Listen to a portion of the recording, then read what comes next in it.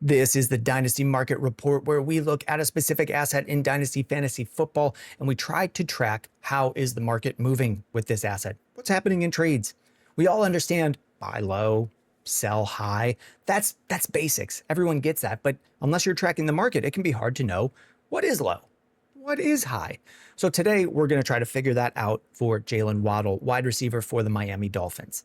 Now, this is Dynasty Fantasy Football. We do care about players' ages. Jaylen Waddle is 27. He's starting to get up there, but there are a lot of years of good football production left for this player. So I'm not going to focus a ton on his age. There are some spots where we'll talk about younger players, but 27 is plenty young for Dynasty. And he's coming off of a pretty rough season. 2025 for the Miami Dolphins in total was not very good. And for Jaylen Waddle, it wasn't particularly good, both for fantasy football as a whole, wide receivers, and for him in his career. If we look back at what happened in 2025, we can start to piece together some things that were a problem that probably aren't going to happen in 2026. But when we look forward to 2026, I don't know that we have that much clarity of how much better things are going to be. So let's talk about that. 2025, the year started with Tyreek Hill as the lead wide receiver and Jaylen Waddle in a secondary role, and then Tyreek Hill gets hurt. Now, that does help Jaylen Waddle start to get more targets. He went from around 6 or so targets a game with Tyreek Hill to around 8 to 9 targets per game without him. And if you plot that out, 8 or 9 targets, like we get back to around Jaylen Waddle's career before Tyreek Hill was there, and like that's good. There's a good chance there's no Tyreek Hill for the Dolphins next year, and Waddle's the lead guy. So that will start to look better for 2026. But the production as the lead guy wasn't amazing for Waddle. It wasn't world beater. It wasn't top 12. It wasn't really even a comfortable wide receiver 2. It's kind of a borderline wide receiver 2-3 production. In points per game in 2025, Jaylen Waddle was wide receiver 29.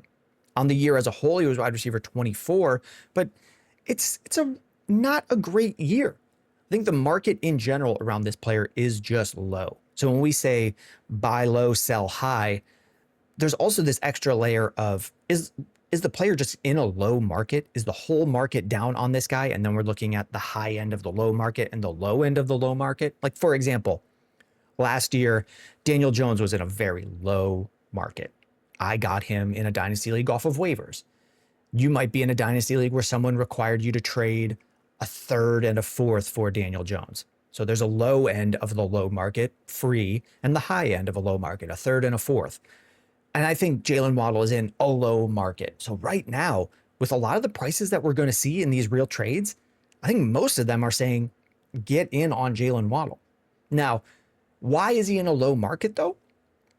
Well, if we look at what's changing with the Dolphins, I don't know that there's a lot of things happening that scream great success is coming in 2026.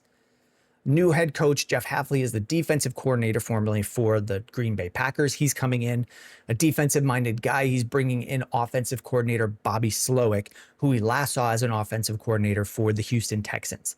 And that lined up the 2 years where he was the OC for the Texans was C.J. Stroud's first 2 years. Stroud was, I think, rookie of the year in his rookie year, and then the offense took a big step back in his second year. So Stroud looked much worse. The whole Texans offense looks much worse. And Bobby Slowick was removed from that job. So now he's coming back to his second stint as an offensive coordinator. We've already seen him not quite succeed in the role. The offense for the Texans hasn't looked much better without him. So was it Bobby Slowick? Was it just the offensive line and the roster? No running backs that made things worse? It's hard to say. But for fantasy football, I don't feel any excitement about Bobby Slowick coming in for Jaylen Waddle. None of these coaching changes make me feel like things are going to get significantly better for Jaylen Waddle. I don't know who the quarterback is going to be for the Dolphins. Is it Tua? Is it Quinn Ewers? Is it a veteran that they bring? It's hard to gauge. It's hard to tell, and the team will probably be held back by the large cap hit that they'll have from Tua's contract. With all of that said, the prices for Waddle are just pretty low. So let's pull up some of the rankings and see where does he lie compared to other wide receivers in the league, and how do we want them? Compared to other wide receivers, here is Jaylen Waddle at wide receiver 27. Jaylen Waddle fits right into the same range as me, with the same range for me as Zay Flowers, Jordan Addison. Jordan Addison may be a step behind those three. I might rank Flowers and Waddle interchangeably, and then Addison right behind them. Flowers and Waddle will both be the lead option for their team this year, going through changes. Jordan Addison will be the secondary option. And you can see that in the numbers here, the keep trade cuts value numbers here, 44.88 for Jaylen Waddle, and then a pretty deep drop off to Jordan Addison. So Waddle at the end of a tier here. But if we're looking at this tier, I might be okay with having Waddle much closer to the top. Luther Burden has a lot of hype, a lot of upside, but I've seen Jaylen Waddle do it. Luther Burden not really drawing as many targets as you think. He's had some big plays, but I've seen Jaylen Waddle draw 130 targets and succeed. So if I'm doing a swap here, if I could just go from Jaylen Waddle to Luther Burden or even Brian Thomas, a player who had a rough second year, but we've seen be excellent and could get back to that. He had a lot of injuries in 2025. If I'm looking for tier up opportunities with Jaylen Waddle, I think you can get some cheap options to get up into Brian Thomas or Marvin Harrison. I don't know that I would quite do it for Luther Burden. If I have Luther Burden, I might down tier to Jaylen Waddle and see if I can get something on top. So if I could go from Jaylen Waddle to Brian Thomas with just a 26 third, this is heavily favoring the Waddle and a third side. I think I would make that swap to Brian Thomas for the younger guy who has shown alpha upside.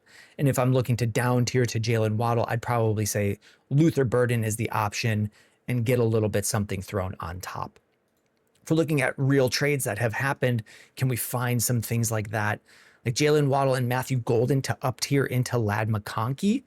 If I had Ladd McConkey, I could see myself doing this move to get guys with upside. It is risky. Like, we don't know that Matthew Golden is ever going to deliver on the first round pick value and that Jaylen Waddle for sure bounces back. So if I have Ladd, I don't know that I'm excited champing at the bit to do this, but this seems about even. Other trades, let's try to find a couple. We're going to limit this down to smaller asset deals, or we're going to lower the max asset count to get something that more solidifies just Jaylen Waddle's value. If I could get in on Waddle for the 112, 301, and DeAndre Hopkins, that's a slam dunk. Give me Waddle every single time. I would expect that the player you get at 112, we're kind of just hoping is as good as Jaylen Waddle, and you could just have the guy who still has upside. We don't feel great about 2026, but Jaylen Waddle still has upside. I would not be surprised at all if he had a pretty solid year and got up and we get to this time next offseason and we're looking at him going like, oh, kind of Chris Olave range. Olave's a little bit younger, so maybe we're looking at like this 5,200 in value. Seeing Waddle jump up 600 points there, that would not surprise me. Seeing Jaylen Waddle for Michael Mayer and Quentin Johnston, give me Waddle every single time. This is what we're looking for as the low end of a low market. Jaylen Waddle is probably not going to lose much value this season. Kind of no matter what happens in this season, I would expect that this next offseason, we're not really seeing Jaylen Waddle much lower in value than we are right now. Let's take a look at some other trades. Jaylen Waddle for Baker Mayfield, that feels like a fine crossover. Jaylen Waddle for the 107. If you're looking to get out on Waddle while things are low, but at the high end of that low market, I think it's about 107. We've seen that here. This may be multiple different leagues making the same. Yeah, multiple different leagues. You can tell based on the tight end premium scoring here. This is not a trade back. This is multiple times that Jaylen Waddle was traded for the 107. If you get the 106, even better. Obviously, that's not that revolutionary. Let's look at a deal here, the 109, but then you swap from 304 to 209. It looks like you're gaining value going from 304. You get to jump up a couple picks. I don't know that I would particularly care about that enough to just cash out at the 109. Even if I'm a rebuilding team trying to get picks, I might just hold Waddle and say there's a very real chance he just maintains value or goes up.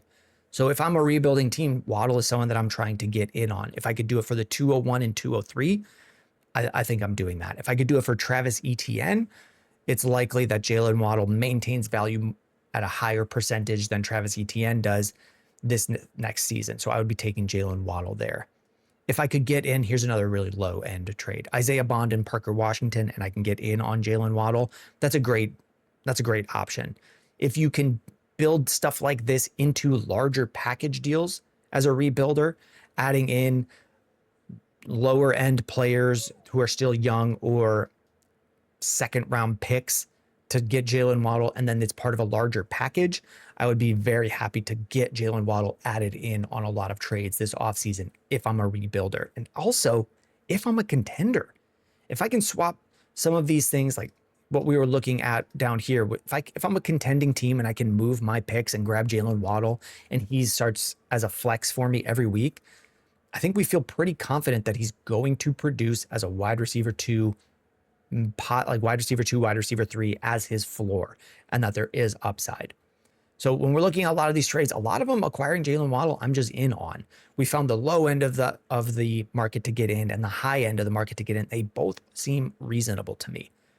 So that's going to bring us to the end of the video here. If this has helped you make a trade or avoid a bad trade, let me know with a comment, a like, a subscribe. This is still a small channel. I am just one guy in my office. You might hear my dog. We're trying to make things work in the small space here. Let me know with a like, a comment, and a subscribe. If there's a player you want to see covered in a video like this, let me know. We will be doing these Monday through Friday throughout the off season to keep you up to date with how the market is moving. If you've made it to the end, thank you very much. I will see you in the next one.